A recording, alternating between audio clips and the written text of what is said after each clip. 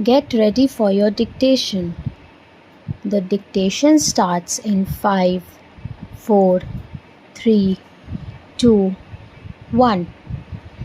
Madam Deputy Chairman, the main question for consideration of this House is whether the increase in the passenger fares and in the freights that has been proposed by the Railway Minister should have the support of this House or not. I have been listening with some interest to the speeches so far made, and they are all unanimous on one point, namely that there should be no increase, particularly so far as the second-class passengers are concerned. What we have to decide at present is that those friends who have emphasized their opposition to this levy have also said that in view of our developing economy, in view of our developing industrialization, in view of the fact that there is a greater demand for passenger traffic as well as goods traffic, we have to develop our railway system. We have to see that we increase our lines. We have also to see that we double our lines. We have also to see that the production of the locomotives, wagons, and coaches is increased with greater rapidity. Otherwise, we will not be able to meet the demand of the developing economy. It is also agreed that according to the recommendation of the Pay Commission, we all feel that our workers, our laborers are entitled to DA, which will be to the tune of Rs 12 crores. There are no two opinions about it. It is also demanded that so far as amenities to the workers are concerned regarding their privileges and concessions, or the repairs to the stock are concerned, there is very urgent need that we should see that our workers do not strain themselves. An engine driver should not be asked to do work for more than 12 hours. Similarly, others in the railways should also have further concessions so far as leisure, rest, and leave are concerned.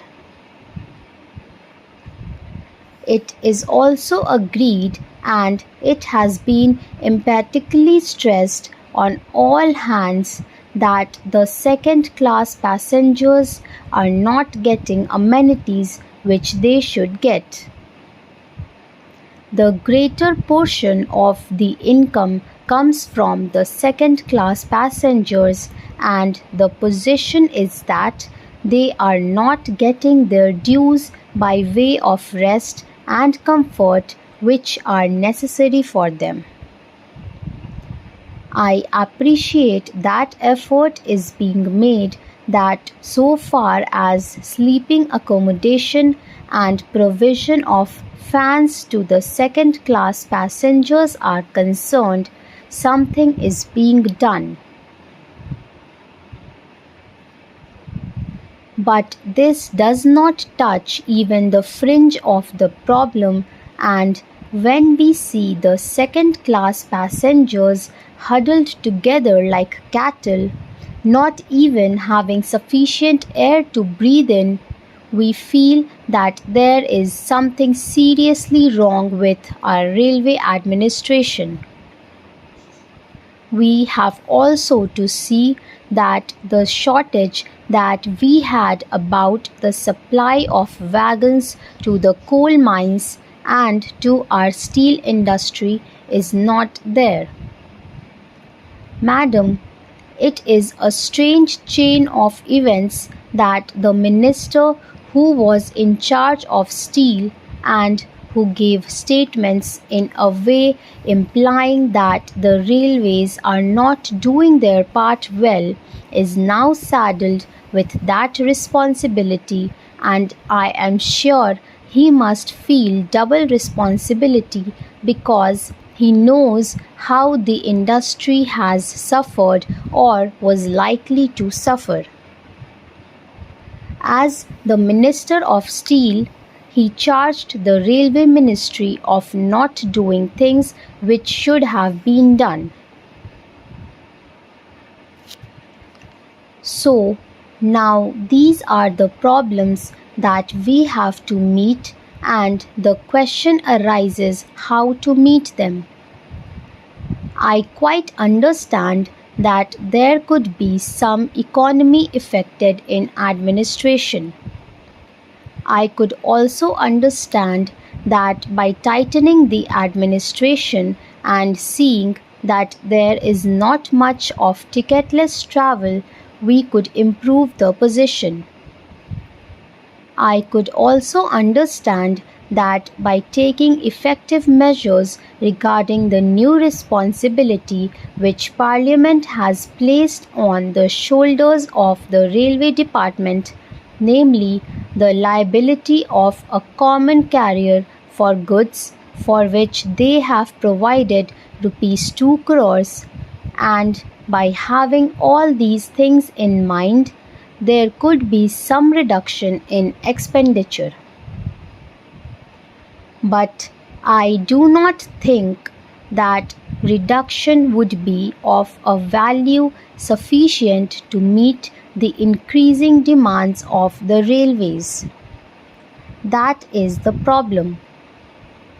It is true that it will be hard to increase any fare. It would be hard to increase any freight. We do realize and we do appreciate it, and as representatives of the people, we do feel every day that our people are being taxed more and more. As regards freight, Madam, my own view is that so far as food articles are concerned, this proposal should be modified, just as there has been a modification in the case of giving encouragement for exports and in certain other respects. Similarly, I feel that so far as food articles are concerned, the proposal should be modified, and on the other things, these freights may continue as proposed. In this way, the danger that has been pointed out by honorable members, and to a certain extent correctly, that if the prices of food articles go up, that would create difficulty, would be avoided. That's all. Thank you for watching the video. Please like and subscribe, and don't forget to share the video with your friends.